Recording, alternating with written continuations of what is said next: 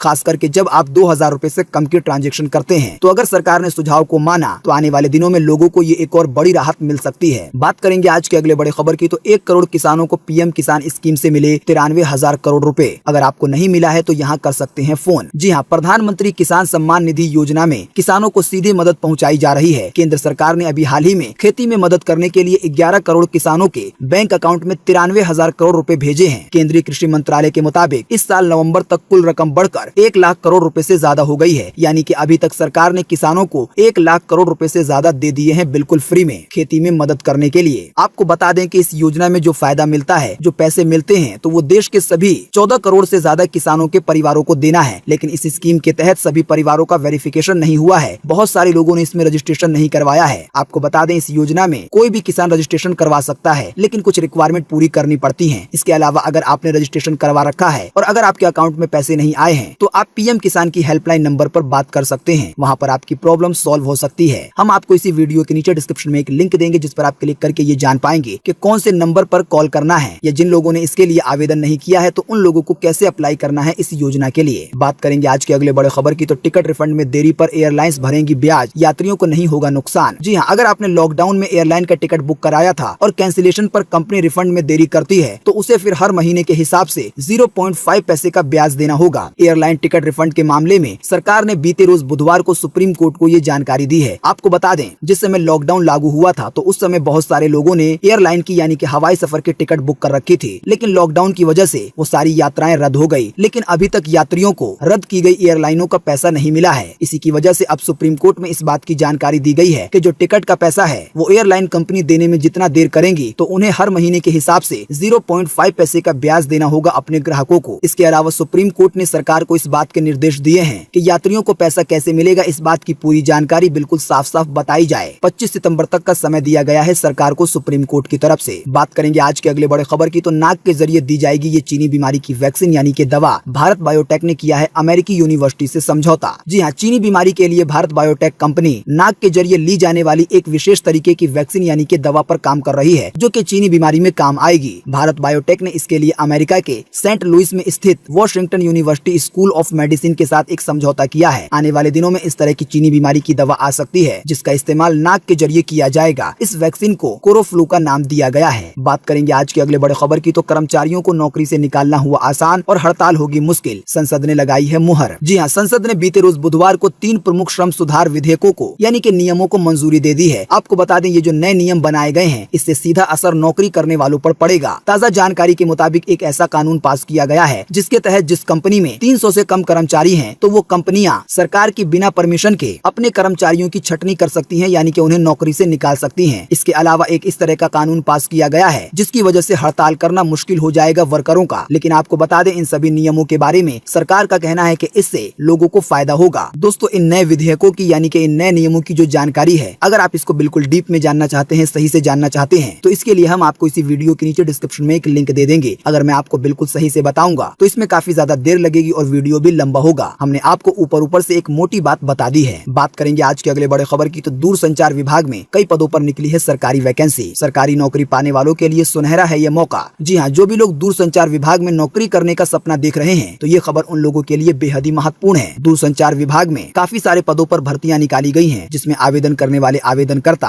अगर योग्यता को पूरा करते हैं तो वो लोग 6 अक्टूबर 2020 तक जो अप्लाई करने का प्रोसेस है वो पूरा कर सकते हैं। हम आपको इसी वीडियो के नीचे डिस्क्रिप्शन में एक और लिंक दे रहे हैं, जिस पर आप क्लिक करके इस वैकेंसी के बारे में अधिक जानकारी प्राप्त कर पाएंगे। लिंक द्वारा आपको पता चल जाएगा कि कौन लोग इस वैकेंसी में अप्लाई कर सकते हैं, कैसे अप्लाई करना है। इसके अलावा और भी ज्यादा जानकारी मिल जाएगी। बात करेंगे आज के अगले बड़े खबर की तो देखें वीडियो। कार के पहिए में लिपटा विशालकाय अजगर सांप। जी हाँ, आए दिन सोशल मीडिया पर कोई न कोई वीडियो वायरल होता रहता है। कुछ ऐसे वीडियो होते हैं जो काफी ज्यादा मजेदार होते हैं, तो कुछ ऐसे वीडियो होते हैं जो कि काफी ज्यादा इमोशनल होते हैं। लेकिन आपको बता दें, कुछ ऐसे वीडियो होते हैं जिसे देखकर हमारे पसीने छूट जाते हैं। तो एक ऐसा ही वीडियो एक बार फिर से सोशल मीडिया पर वायरल हुआ है, जिसमें ये दिखाया गया है कि एक बड़ा अजगर सांप कार के पहिए से लिपट गया है और उसका रेस्क्यू किया जा रहा है। अगर आप इस वीडियो को देखना चाहते हैं तो हम आपको इसी वीडियो के नीचे डिस्क्रिप्शन में एक लिंक दे देंगे। बात करेंगे आज के अगले बड़े खबर की तो मुंबई इंडियंस ने बीते रोज के आईपीएल मैच में कोलकाता नाइट राइडर को 49 रन से हराया। जी हाँ, बीते रोज 23 सितंबर को जो मैच खेला गया आईपीएल का कोलकाता नाइट राइडर्स और मुंबई इंडियंस के बीच, तो इसमें मुंबई इंडियंस ने 49 रनों से इस मैच को जीत लिया और कोलकाता नाइट राइडर्स को हरा दिया। बात करेंगे आज के अगले बड़े खबर की तो यूपी के लोगों को मिलेगा दिवाली का तोहफा, सरकार का बड़ा ऐलान। यहाँ से शुरू होगी इंटरनेशनल फ्लाइट। जी हाँ, पूर्वी उत्तर प्रदेश के लोगों को मुख्यमंत्री योगी आदित्यनाथ ने इस दीपावली का एक बड़ा गिफ्ट दिया है। मुख्यमंत्री योगी आदित्यनाथ ने इस बात का ऐलान किया है कि जो यूपी में कुशीनगर हवाई अड्डा है तो वहाँ से अंतर्राष्ट्रीय उड़ानों का संचालन किया जाएगा, यानी कि इस हवाई अड्डे से इंटरनेशनल फ्लाइट भी पकड़ी जा सकेगी। आपको बता दें, कुशीनगर हवाई अड्डा गोरखपुर से लगभग 52 किलोमीटर की दूरी पर है। बात करेंगे आज के अगले बड़े खबर की तो 2 रुपए 28 पैसे सस्ता हुआ डीजल। आइए बताएं सोने चांदी के ताजा भाव। जी हाँ, बीते रोज 23 सितंबर को यानी कि बुधवार को पेट्रोल डीजल के दाम जस के तस बने रहे, यानी कि ना तो इसमें कोई कमी आई और ना ही बेसी आई। लेकिन आपको बता दें, गुरुवार के दिन डीजल पर 15 पैसे की कटौती की गई थी। आपको बता दें, सितंबर महीने से लेकर अब तक डीजल के दामों में 2 रुपए 28 पैसे तक की कटौती की जा चुकी है। फिलहाल अभी राजधानी दिल्ली में आपको 1 लीटर पेट्रोल 81 रुपए 6 पैसे का मिलेगा, तो वहीं 1 लीटर डीजल 71 रुपए 28 पैसे का मिलेगा। बाकी कोलकाता, मुंबई, चेन्नई, पटना, नोएडा के दाम आपके सामने स्क्रीन पर हैं। आप वीडियो को पॉज करके देख सकते हैं। बात करेंगे आज के अगले बड़े खबर की तो सोने के मुकाबले 4 गुना सस्ती हुई चांदी। आइए बताएं सोने चांदी के भी ताजा भाव। जी हाँ, बीते रोज बुधवार को कमोडिटी बाजार में सोने के दामों में 683 रुपए की गिरावट देखी गई और इस गिरावट के बाद अभी 10 ग्राम सोने की कीमत 49,698 रुपए है। अगर बात की जाए चांदी की तो चांदी के दामों में 2812 रुपए की गिरावट दर्ज हुई और इस गिरावट के बाद अभी 1 किलो चांदी की कीमत 58,401 हो गई है। बात करेंगे आज के अगले बड़े खबर की तो नमस्ते के साथ भारत में लॉन्च हुआ एप्पल का पहला ऑनलाइन स्टोर। आइए बताएं इसके बारे में। जी हाँ, भारत में बढ़ते ऑनलाइन शॉपिंग के क्रेज को देखते हुए एप्पल ने अपने ऑनलाइन स्टोर को भारत में लॉन्च कर दिया है। आपको बता दें, एप्पल का ये पहला ऑनलाइन स्टोर है। एप्पल के ऑनलाइन स्टोर का डोमेन apple.com/in/shop है। अब आप एप्पल के प्रोडक्ट फ्लिपकार्ट, अमेज़न के बजाय सीधे एप्पल से खरीद पाएंगे। आपको बता दें, ऑनलाइन स्टोर की ओपनिंग पर एप्पल की तरफ से कई सारे ऑफर दिए जा रहे हैं, तो आप एप्पल की शॉप वाली वेबसाइट पर जाकर इसका फायदा उठा सकते हैं। साथ ही में कई सारे फोन एक्सचेंज के भी ऑफर आ रहे हैं। बात करेंगे आज के अगले बड़े खबर की तो चीन ने नेपाल की जमीन पर किया कब्जा और बनाई है कई इमारतें और इसी की वजह से सड़कों पर उतरे लोग गो बैक चाइना के लगे हैं नारे। जी हाँ, चीन द्वारा सीमा उल्लंघन और नेपाली भूमि पर कब्जे को लेकर काठमांडू में स्थित चीनी दूतावास के बाहर नेपाली छात्र संगठन और अन्य समूह के लोगों ने गो बैक चाइना के नारे लगाए और चाइना के खिलाफ विरोध प्रदर्शन किया। लेकिन आपको बता दें, मौके पर पहुंची पुलिस ने प्रदर्शनकारियों को हटाया। यानी सिर्फ चाइना भारत को नहीं बल्कि